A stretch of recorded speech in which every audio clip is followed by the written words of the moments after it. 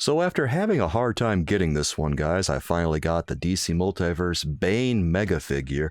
But is this one any good, soulmates, and is Bane worth your money? Be sure you stick around until the end, soulmates, because we're going to talk about what Batman characters we would love to see next. If you support what I do, please click subscribe and hit the bell for notifications so you don't miss a single video of mine when it comes out. Taking a look at this one right out of the box, the paint apps on it are overall pretty impressive. The skin looks really good. There's a wash over it that really brings out the detail in his muscles and veins, and the rest of the paint apps are pretty decent. There's a few missing ones here and there. The really noticeable ones are on his gloves, where it looks like the knuckles are not painted, and the little patch where his hand is exposed on the top of the gloves is not painted either. That should be flesh colored. As far as the sculpt goes, there is a painstaking amount of detail on the action figure. They've really gone out of their way to make every vein and muscle pop on this one. And then when you get to the actual clothes that he's wearing, you see lots of little things that really add to the effect, like the tank top has little separations, and then when you look at the back of him, you see all kinds of folds on that tank top, and then that tank that's strapped to his back, you see that there's texture on the straps that go in the front and back, and it makes it look like it's almost real leather. All that texture extends all the way down to his pants and his boots, and you know, looking at the legs, it really feels like you can count each individual thread in the legs, and that's really surprising and impressive and kind of crazy. And the pockets feel like they're real pockets too. It's weird.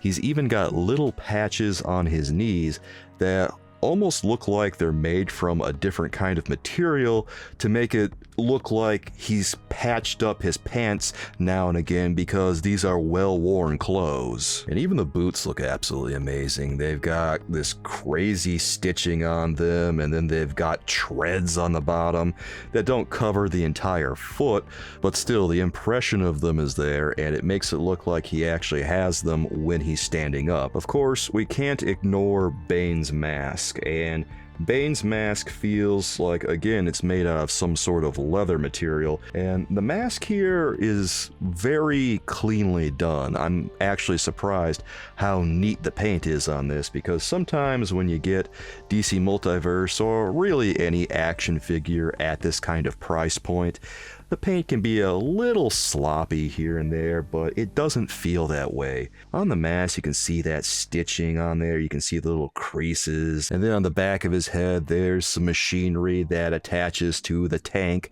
that is strapped to his back. And that's not even it, guys. There's another crazy piece of detail on his gauntlet where, you know, he activates his Venom, and that looks like it's made out of some kind of weathered metal or stone or something really heavy that he carries on his arm, and he just uses it all the time, and it just adds more to that ambiance. But that said, guys, is this really accurate to Bane from Nightfall? Well, no, it's not accurate to what Bane looked like, because he didn't have a giant tank on his back or anything like that. He didn't have all the green wires and stuff. Those are embellishments by McFarlane Toys. He just had, you know, the tank top and the little wrist mount Venom thing, and that went directly to the back of his head, and that was it. It was very much devoid of color. It was a very simple design. One thing that kind of gets me about it is that he's got the wrist mount that goes to the top of his arm, and then he's got the tank that goes to the back of his head with the wires and all that stuff. But I'm kind of wondering here, well, how does it work if it just goes to the top of his arm but doesn't really go to the tank? Because that seems kind of weird. It seems like there should be another wire extending over to the tank, maybe at the bottom or something like that. I enjoy what they did here, but it seems like maybe the logic wasn't entirely thought out, and if that was the case, then I guess I would have rather they just had the wrist mount going to the back of his head, like we all know and, well, I guess love. Well, now that we've talked about the accuracy to the source material, let's take a moment to appreciate the articulation here. And, well, obviously because Bane is so muscular, he does not have double-jointed elbows. He has single-jointed elbows with a swivel. These work reasonably well. They don't work like, say, a Marvel Legends single-joint articulation would, because the aesthetics of the toy go ahead of the functionality sometimes. That said, he still has a fair amount of range in his elbows, so he can still bend his arm up to about a 90-degree angle, but there might be some trouble flaring the arm out if that's something you want to do. I had a much easier time bending his arms in rather than out, so that's something to consider if you want to pose him doing something with Batman. Unfortunately, another limitation we see on Bane's arm is that on the one that has the tube attached, it limits how much swivel he has, so he has a harder time making that arm go in so that he can do stuff. You can only go about 45 degrees in before it starts to tug at the tube attached to his arm, and well, that's too bad because I hate to see things that really limit the action figure like that, and that is something I would like to see DC Multiverse work on going forward. Now, you might be wondering how much range Bane has in his head articulation, and the answer there is that it has a surprising amount considering that it has 3 tubes attached. He can move his head side to side quite easily, he can turn his head very easily. One thing he can't really do is look up all that well, but you can make it so that he's looking down a lot. The truth is, he's just a little too muscle-bound on the sculpt in the back in order to put his head back any further than it already goes. One thing I noticed on this mega figure is that it doesn't have a torso rocker like we've seen on so many DC Multiverse action figures before. And indeed, looking up close, no, it is not there. Instead, he just has a waist swivel and a rocker in that. So that's what he uses to move his entire upper body around. And you might think that because he doesn't have the torso rocker that his upper body movement would be very limited, and it is limited somewhat, but what I think is happening here is that they're just eliminating the torso rocker on the mega figure so that the figure is a little bit more stable because, well, he is rather large, and in my experience dealing with mega figures, if they happen to have a torso rocker, things can become a little loosey-goosey. But fortunately, Bane turns his waist very easily. He can also rock from side to side quite easily, and he can bend backward very easily too. Something that's really cool about this one is that he has a lot of action in his hips, and what surprised me here is that it's very easy to turn Bane's legs, so he almost has a kind of thigh swivel even though it's in his hips.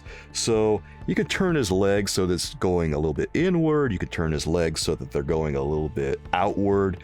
It's very cool when that happens, and I wish it was more consistent on DC Multiverse. Finally, something that's really unique about Bane's articulation is that on his wrist articulation and his boot articulation, I didn't expect to see this, but it looks like they've done Marvel Legends style articulation on both the wrist and the ankles. And I'm conflicted about this because I kind of like the omnidirectional joints because it feels like it gives the action figures a little bit more versatility. I know people complain about these all the time, but they're kind of a common joint on boutique action figures, so I don't know where the complaints are really coming from. The final thing I want to talk about Bane is that he seems like he's a little oversized, and well, he is a mega figure, but I guess the question here is, did he really need to be one? Now, the thing about Bane is that he's supposed to be like 7'3" or something, and by the way, comic book stats are just a suggestion, so it could go either way, but he's billed at 7'3" in the comics, and here, well, he looks a little taller than 7'3". All in all, guys, despite all the criticisms that I brought to the table today, I really enjoyed Bane, and I had a tremendous amount of fun with him. And I think that he's worth checking out personally, because, you know, he's got all the detail you could hope for. The articulation on him is actually pretty good, and it feels like a really good Mega figure. It feels solid, it doesn't feel like it's gonna fall apart or anything like that. So if you're on the fence right now, I would say go ahead, check him out and see what you think. Well, Soulmates, now that we've seen Bane, what Batman character do we want to see next? Well, I would like to see comic book versions of Batman's classic enemies, and the ones that come immediately to mind are, well, the Riddler, of course, as well as the Penguin and Two-Face. Those are some pretty glaring omissions in DC Multiverse right now, and I hope they get filled very soon. Well, Soulmates, what do you think of this Bane action figure? Is this one that you have to have for your collection now because maybe you're inspired to go out and get it? Do you already have it? Are you still a little wishy-washy about it because maybe you want it, but maybe it's not that exciting for you? Or are you just not into Bane all that much for various reasons? I don't know, guys. Let me know what you think down in the comments, and be sure you let me know what Batman character you want to see next. If you want to check out my DC Multiverse Clayface review, you can see that video here, Soulmates.